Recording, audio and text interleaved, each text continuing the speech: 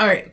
So, another thing is like people always talk about low hanging fruit and mid hanging fruit and all of that stuff. So, like low hanging fruit, clean up physically the location.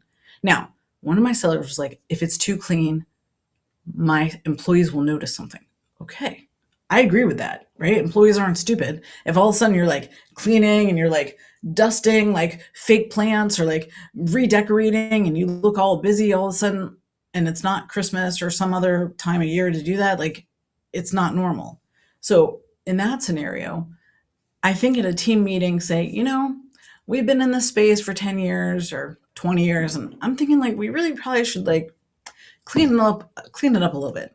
And I'm thinking about getting some new furniture, maybe some new art, or maybe painting, and I'd love your feedback. So here's what I'm thinking about doing. And then you can write out what you're thinking about doing, and then you can ask your team's feedback and say, I'd like to try and do this in the next 3 to 6 months. So we'll just work on it a little at a time because I don't really enjoy any of this. Then it won't be suspicious, right? Again, you're planning, you're putting it out there.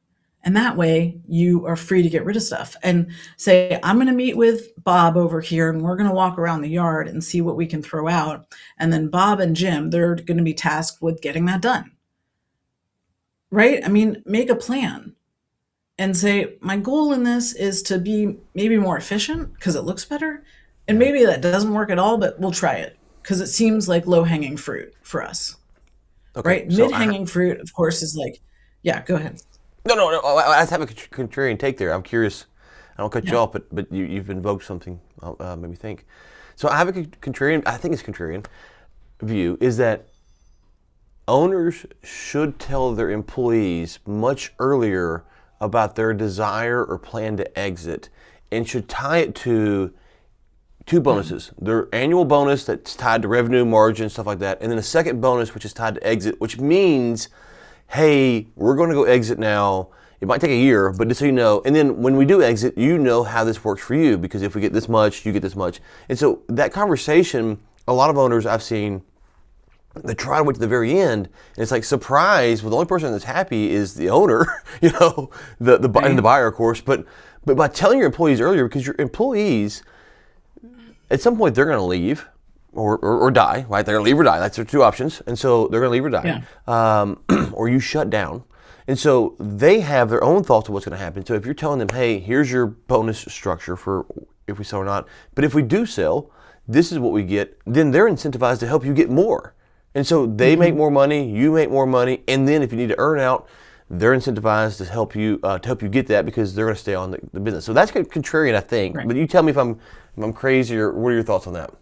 Well, I guess have you put that into practice, like personally before with a company that you've owned and sold? No, the company that I sold, no, but so that was a part of the problem, was that before I bought it, it was a family-owned business, but I never knew what my dad's plans were. I never knew, right? And so he would kind of say, well, this, you can get this, kind of vague, abstract stuff. And that's where we're going, it'd be nice to kind of know what was gonna happen. And so then Right. you'd have some key employees. It's like, well, and his bonus structure, I don't want to just hate on him much, but the bonus structure was like every year, like, oh, this is what you get. Like, oh, how do we come up with that number? I don't even know. Like, I don't know how we got that number. Oh And yeah. so it's like, and then when you go to exit, and it's when I bought the company, it's like, okay, this is what I'm buying it for. And then when I go to sell the company, um, it's like, well, I only had it for 2 years before I exited. So I didn't put this in place, but I've just seen so many people, they're so afraid to tell people. And I get it. If you haven't Mhm. told anyone what your plans are, then I get it. But if you tell them today and you don't plan, you don't want to sell for 5 years or 10 years from now, then you're at least being open and honest about it. And it becomes normal, right? It just becomes normal. And so I think, especially if you're an owner, like if you're in your 70s, they are Mhm. sitting around wondering what you're going to do. Like they are sitting around wondering at some point what you're going to do. And so telling them this is your plan, I think is quite helpful. So, but I don't know. Mhm. It's contrarian. So you tell me. Okay, so last year I sold a business for somebody who was 81. So, it doesn't always, just because you're like 65 doesn't mean like, the door's like hitting you on the way out, right? Like there's time, right? And so some people want to work longer than others. And then there was another business I sold last year and he was 65, but his wife was 75, which I always thought was interesting. But and so he wanted to retire because she wanted to travel. And she's like, listen, like, like when are we going to do this? So there's all sorts of different times. And sometimes you tell the key people and sometimes you don't. However, when you tell some of the workers who really don't understand this process, it immediately goes to fear, like fear of livelihood, fear of job security, fear of a timeline. It's unknown. Like I might sell someday. So that means they're thinking about selling. Well, then maybe I should just find another job now. Right. So there's some things that go in place. And I think the team feels a lack of security a lot of times. Now, there are different, sellers do different things. And we had a seller that bonused everybody from like the receptionist all the way to the main team at closing, like in Taylor Swift fashion, which I totally respect. We have people that do it, where just the key people get a bonus. There are ways to mitigate some of it, but I think the biggest risk is on the seller. And they're the one that takes all the risk every day, not the employees. So it's really up to them. They're the ones taking the risk. Do they share it with the employees? Do they share the vision? Do the employees agree with it? And the seller has to be in the mindset to mitigate all of those questions and handle all of that feedback. And they're not always sure if they can. This is an emotional journey a lot of times, even for, a company that I'm selling now for, they do about 50 million in sales, and it's an emotional journey for them. This is a big business with, well over 100 people. So I do agree that it's a contrarian belief that you should tell everybody before closing. I think you should prepare and maybe share with your key people if you feel that that's necessary and if you need the key people to stay on, and have a bonus structure for them. Yeah. But I don't know if I would share it top down. Okay, let me clarify, because you made some good points here. When I say everybody, I mean you should have 2 bonus structures, and that could be, for everyone in the company or however you're doing your bonuses. That's tied to your annual revenue and stuff like that. And then you should have a bonus plan for exits, because you might be tied to it. You might need an earn out. There's stuff like this. Whoever is in that second pool, that should be aware that this is the numbers we're trying to get to.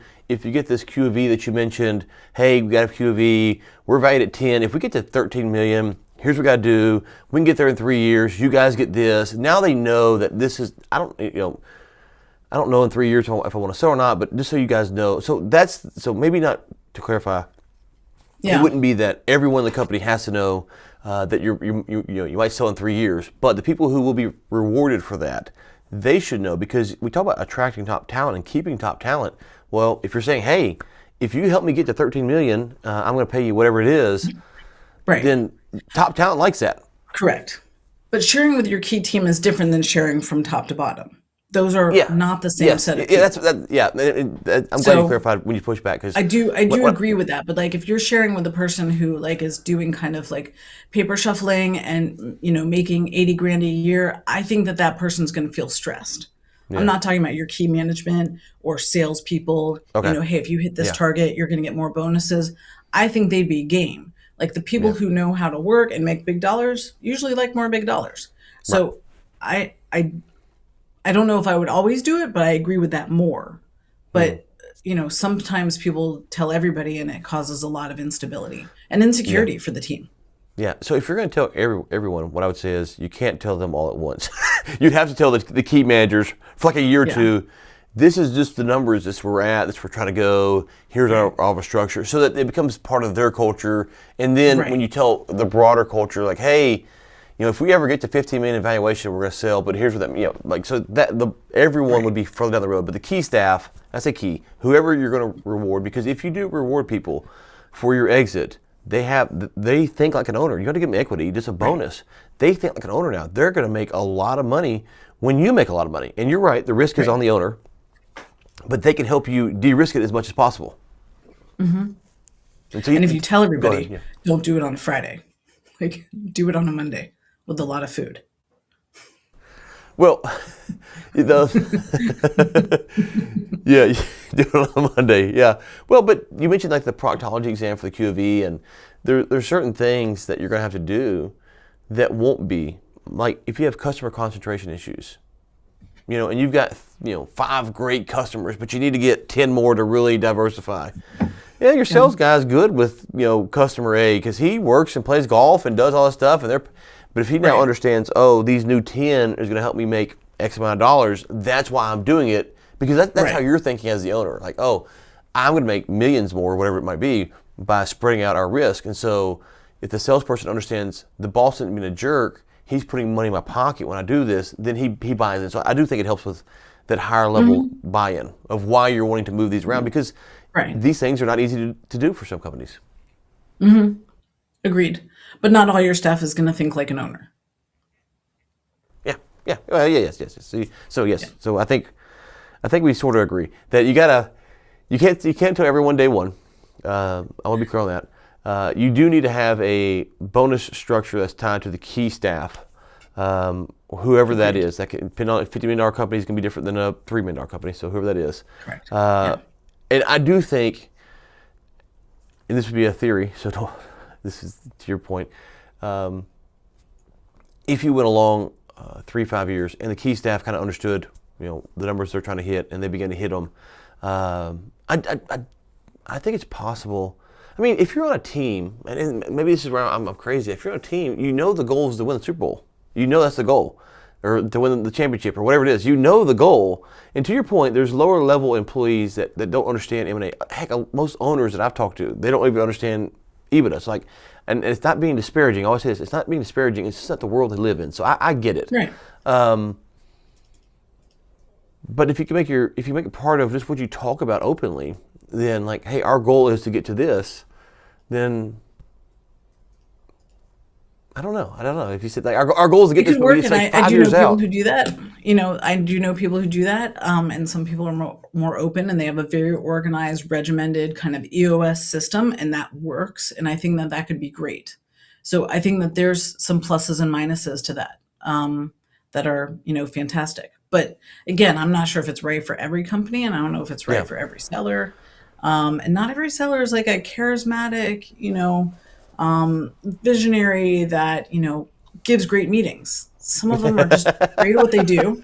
Well, it's true. Like some of them are great at what they do and super high integrity, and the way that they've gotten where they've gotten is because they show up, they're diligent, they're honest, and they work really hard, and they get the job done, and their clients and employees know they can depend on them. But it doesn't mean that they're like a world-class speaker and delivering of some sort of system and plan of action.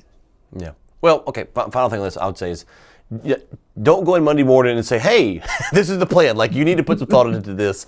Get your valuation, understand the bonuses. You need to think through all of that before you ever broach it. This is not a willy-nilly, just like, hey, so you need to be very thoughtful on how you do this. And to your point, the one thing I hate about most advice is like, everyone has to do it this way. You're right. Not everyone has the personality for that or the skill set. So that is something to consider. I would say, whether or not you tell your employees, though, tie your key management staff to a bonus, to an exit, even if they don't know about it, because you might need to earn out and you want them to stay. So I would say that, even if you don't tell them, right? Yeah, I think that's a great plan, and I think that works.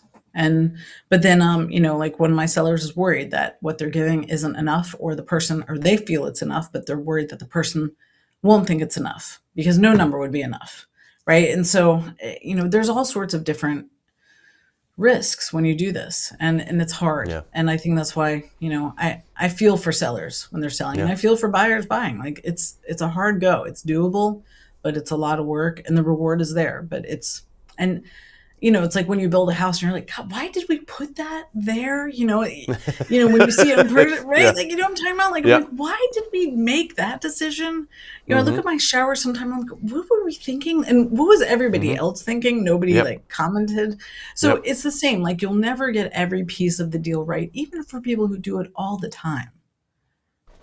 It's kind of like, I'm sure Serena Williams looks at some of her games. She's like, why did I hit that ball? She is like one of the best people in the world, right? And she's like, oh, I could have just done a little bit more spin and, or Taylor Swift. Like, I think her show is amazing, but like maybe she's like, oh, I didn't really hit the note exactly how I didn't notice, but like she might notice. Sure. right? Or Well, or Jalen Hurts in the tush push, like, he somehow gets the tush. I right. don't know if that's a Super Bowl play. I don't know if they're going to make that illegal before the Super Bowl. Yeah. But my point is that every seller can do their own style and do it differently to get the Mm-hmm. job done, Mm-hmm. and there's room for all of it.